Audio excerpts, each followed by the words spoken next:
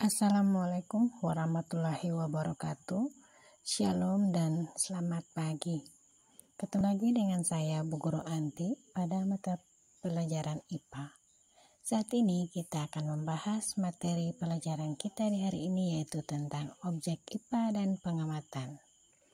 Berbicara tentang objek IPA meliputi semua hal yang bisa diamati dan dipelajari di alam semesta, baik yang bersifat makhluk hidup atau biotik maupun yang tidak hidup atau abiotik. Contoh-contoh objek IPA dalam kehidupan sehari-hari, misalnya yang pertama makhluk hidup, seperti hewan, tumbuhan, manusia, dan mikroorganisme. Contoh objek IPA yang kedua yaitu benda mati, seperti batuan, air, udara, dan berbagai jenis mineral. Contoh objek IPA yang ketiga yaitu fenomena alam, seperti cuaca, gempa bumi, gunung meletus, dan perubahan musim. Nah, tadi tentang objek IPA ya. Sekarang kita lihat tentang pengamatan. Apa itu pengamatan? Pengamatan adalah langkah awal dalam metode ilmiah yang melibatkan penggunaan panca indera atau alat bantu untuk mengumpulkan data dan informasi tentang objek IPA. Pengamatan bisa bersifat kualitatif maupun kuantitatif.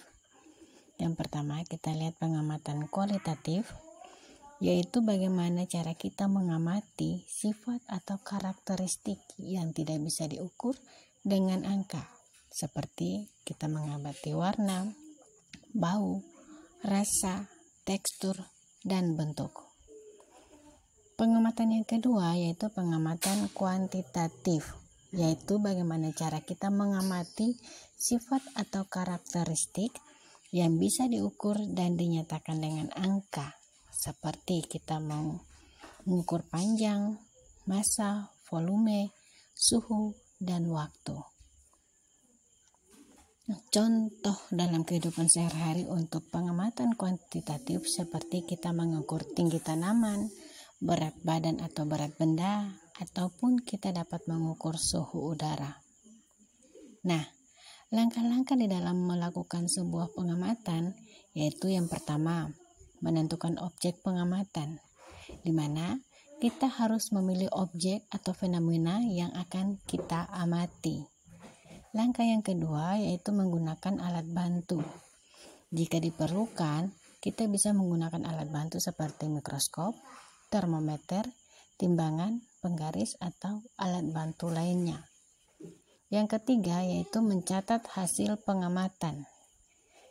Setelah melakukan penelitian atau pengamatan, maka kita harus mendokumentasikan data yang diperoleh secara sistematis.